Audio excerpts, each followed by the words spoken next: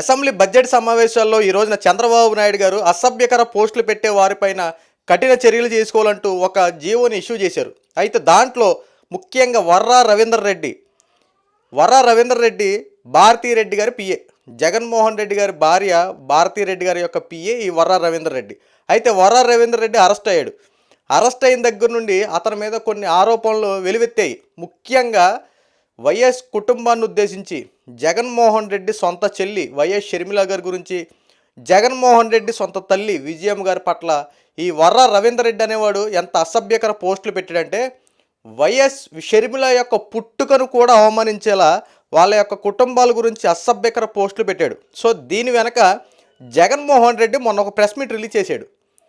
వర్రా రవీందర్ రెడ్డి అనేవాడు చాలా మంచోడు, వర్రా రవీందర్ రెడ్డిని కావాలని చెప్పి అరెస్ట్ చేశారు, వర్రా రవీందర్ రెడ్డి ఈ పోస్టులు ఏమి వర్రా రవీందర్ రెడ్డి పెట్టినవి కాదు, ఐటీడీపీ వాళ్ళకి సంబంధించినటువంటి కొంతమంది వాళ్ళ ఒక ఫేక్ అకౌంట్ క్రియేట్ చేసి వర్రా రవీందర్ రెడ్డి అనే పేరుతో ఒక ఫేక్ అకౌంట్ క్రియేట్ చేసి కావాలని చెప్పి వర్రా రవీందర్ రెడ్డిని అరెస్ట్ చేసేలా చేశారు, అంతే తప్ప ఇక్కడ వర్రా రవీందర్ రెడ్డి చేసిందంటూ ఏమీ లేదు అంటూ జగన్మోహన్ రెడ్డి మాట్లాడుతూ ఉన్నాడు. అసలు ఎంత దారుణం అండి విషయం. ఒక పక్క వైఎస్ షర్మిల గారు పక్కా సాక్ష్యాధారాలతో వాటితో ప్రెస్ మీట్లో మొన్న వివరంగా నిరూపించారు. ఇదిగో ఈ అకౌంట్ నుండి వచ్చింది, ఈ అకౌంట్ ఎంక్వైరీ చేస్తే వర్రా రవీందర్ రెడ్డిదే, ఇదిగో ప్రూఫ్ అని చెప్పి గతంలో ఒక 4 రోజులు వర్రా రవీందర్ రెడ్డి అరెస్ట్ అయిన టైంలో వైఎస్ షర్మిల ఒక ఇంటర్వ్యూలో మాట్లాడింది. ఇదిగో ఈ అకౌంట్ నుంచి నా మీద అసభ్యకర పోస్టులు పెట్టారు, ఇలా జరిగిందని చెప్పి మాట్లాడారు.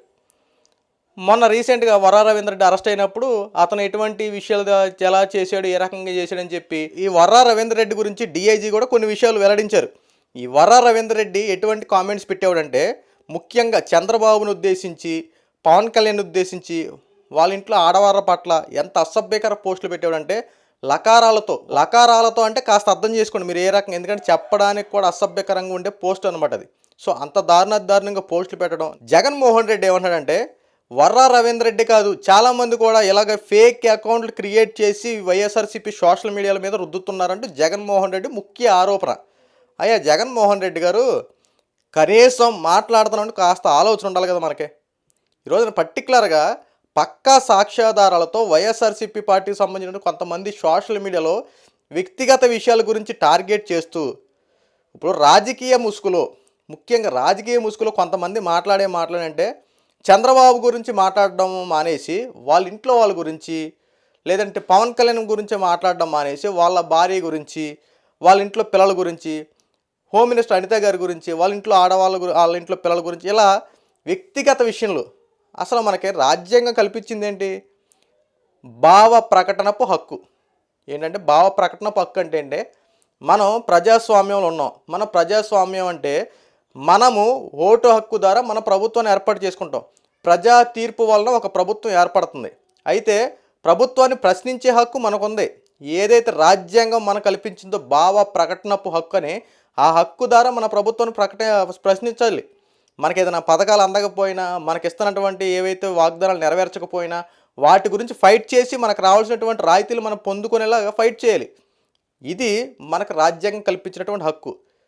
దీన్ని కొంతమంది ఎలా వక్రీకరించుకున్నారంటే వాళ్ళకి నచ్చిన కోణంలో, ముఖ్యంగా జర్నలిజం అనే ముసుగులో కొంతమంది ఇలాగే రాజకీయ స్వలాభాల కోసం కొంతమంది ఏం చేస్తున్నారంటే డబ్బుల కోసం ఆశపడిపోయి వాళ్ళు తిట్టాడు, వీళ్ళు తిట్టాడు, వాళ్ళ ఇంట్లో తిట్టాడు, వీళ్ళ ఇంట్లో తిట్టాడు, ఇదే పనిగా పెట్టేసుకున్నారు.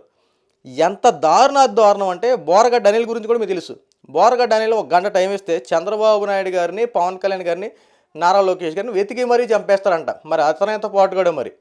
అంటే ఎందుకు ఇప్పుడు కాస్త ₹1 ₹2 సంపాదించుకోవడం కోసమైనా ఈ పోస్టులు పెట్టడం? ఇప్పుడు ప్రజలకు కావాల్సిందంటే వాస్తవాలు.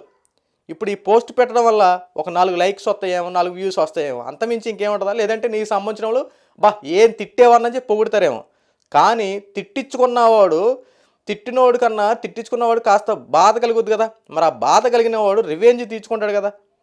ఎరా నన్ను తిట్టేవరా, అప్పుడు నీ అహంకారం నీ యొక్క అద్దులతో నన్ను ఇష్టానుసారంగా తిట్టేవు, నాకు ఓ టైం వస్తుందిరా అప్పుడు చెప్తాను అన్నవాడు మరి ఆ టైం కోసం ఎదురు చూసి టైం వచ్చినప్పుడు చట్టపరంగా శిక్షిస్తున్నారు. ఇక్కడ కారణం ఉండొచ్చు, నన్ను తిట్టావు కదా, కోపము భావోద్వేగం అయి ఉండొచ్చు. కానీ ఇక్కడ చట్టపరంగా సార్ నన్ను పలానా వాడు ఇలా తిట్టాడు, ఆ రోజు నా ప్రభుత్వం వాళ్ళది కాబట్టి నన్ను మాట్లాడనివ్వకుండా నా నోరు నొక్కేశారు, కేసు పెట్టినా సరిగ్గా టేకప్ చేయాలి. ఇప్పుడు నేను కంప్లైంట్ ఇస్తున్నా, కంప్లైంట్ టేకప్ చేసి వెరిఫికేషన్ చేయండి, దర్యాప్తులు చేయండి, తగిన దోషులు శిక్షించండి అంటూ చట్టపరంగా ఈ రోజున వెళ్తా ఉన్నారు. మరి వీళ్ళందరూ అరెస్ట్ అవుతా ఉన్నారు కదా, దీని మీద కూడా అసత్య ప్రచారాలు చేయడం ఏంటి?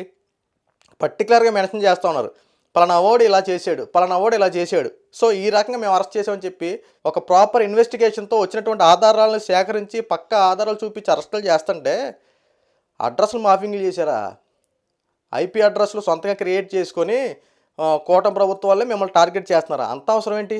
ఇప్పుడు నువ్వు పోస్ట్ పెట్టకుండా ఉంటే పోనీ యువతల పోస్టులు పెట్టరు కదా. నువ్వు అసభ్యకర పోస్టులు పెట్టే వాళ్ళని ఎంత ఎంకరేజ్ చేయబట్టే కదా వాళ్ళు శృతి మించినటువంటి మాటలు మాట్లాడడం. అరెస్ట్ అయిన వాళ్ళందరూ చాలామంది అప్రూవల్గా మారి, సార్ మాకు పలానా ఓడు పెట్టమంటేనే మేము పెట్టామని చెప్పి అటు తిరిగి మొత్తం నీ దగ్గరికి వస్తుంది కదా జగన్మోహన్ రెడ్డి గారు. మళ్ళీ ఇప్పుడు మీరు కవరింగ్లు ఏంటంటే ఐటీడీపీ వాళ్ళు ఐపీ అడ్రస్లు మార్చేసి వాళ్ళు ఒక క్రియేట్ చేసుకుని అకౌంట్లో తప్పుడు పోస్టులు పెడుతున్నారు. అంత కర్మ ఏంటి? అధికారంలో ఉన్నది ఇలా మళ్ళీ నీకు ఫేక్ అకౌంట్ క్రియేట్ చేసి అంత అవసరం ఏంటి? నువ్వేంటే 11 సీట్లు వచ్చినాయా? కనీసం నీకు గతంలో నీకు 150, 160 సీట్లు వచ్చినాయి, ఇప్పుడు 11 సీట్లు వచ్చినాయి. కనీసం ప్రజలే నిన్ను నమ్మట్లేదు కదా, ఇప్పుడు నువ్వు ఇలాంటి అసత్య ప్రచారాలు చేస్తే నమ్మేస్తారా? అంటే ప్రభుత్వాన్ని విమర్శించడం కోసం ఏదో ఒక టాపిక్ రోజుకోటి. మొన్న స్టార్టింగ్ పథకాల దగ్గర నుంచి చూసుకుంటే ప్రభుత్వం మీద బురద చేయాలంటే ఏదో ఒక టాపిక్తో రోజుకు ఒక అంశం మీద బురద చేయడం మొదలెడతావు. విజయవాడ వరదలు వచ్చిన దగ్గర నుంచి నువ్వేం చేసావే జగన్మోహన్ రెడ్డి? ఎక్కడ ఏది దొరుకుద్దా, ఎలా విమర్శలు చేద్దామా, ఏ అంశం మీద కూటమి ప్రభుత్వాన్ని విమర్శిద్దామా అంటూ కంకణం కట్టుకుని కూర్చున్నావు. ఎక్కడ ఏ తప్పు జరుగుద్దా, ఎక్కడ కూటమి ప్రభుత్వాన్ని ఎండగట్టేద్దామని చెప్పి ఎదురు చూస్తున్నావు. కానీ ఇక్కడ కూటమి ప్రభుత్వం ఏం తప్పు చేయట్లే. తప్పు చేసేయని నువ్వు, జరిగేయని నీ వ్యవహారాలు నువ్వే చేసినవి అన్నింటిని పక్క ఆధారాలతో ఎండగడతా ఉన్నారు. వీటిలన్నింటిని చూసి నీకు భయం వేస్తుంది. దీని మీద నువ్వు చేసే ఏంటంటే కావాలని చెప్పి మా వాళ్ళని టార్గెట్ చేసి అరెస్ట్ చేస్తున్నారని చెప్పి. ఎందుకయ్యా జగన్మోహన్ రెడ్డి? ప్రజలందరూ చూస్తున్నారు కదా, ఏది మంచియో, ఏది చెడో, ఏది నిజమో, ఏది అబద్ధం ప్రతి ఒక్కరు తెలుసు. చట్టం ఎవరికి చుట్టం కాదయ్యా, ప్రతి ఒక్కరికి చట్టం అందరికీ సమానమే.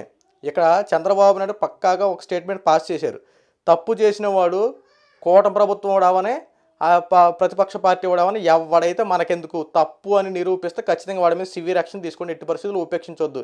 ఎంతటి వాడైనా సరే, వాడికి అన్ని కులాలు ఉన్నా, ఎన్ని మతాలు ఉన్నా, ఎంతమంది వారికి సపోర్ట్ చేసి ఎవరిని కుల కక్షలతో కానీ రాజకీయ విభేదాలతో ఉపయోగించి ఎవరిని అరెస్ట్ చేయొద్దు. పర్టికులర్గా ఎవరైనా తప్పు చేస్తే ఖచ్చితంగా అరెస్ట్ చేసేయండి, ఎట్టి పరిస్థితులు ఉపేక్షించొద్దు ఆడు ఎవడైనా సరే అంటూ చంద్రబాబు నాయుడు పక్కా స్టేట్మెంట్ ఇచ్చారు. ఇప్పటికైనా కళ్ళు తెరిచి వాస్తవాలు ప్రజలు తెలుసు తప్ప అసత్య ప్రచారాలు, అబద్ధాలు ప్రజలు మాత్రం చేరనే. మాకు జగన్మోహన్ రెడ్డి గారు మీ మీద కాస్త నమ్మకం ఉంది ప్రజలకి, ఆ నమ్మకాన్ని కూడా పోగొట్టుకోవద్దు ఇంకా.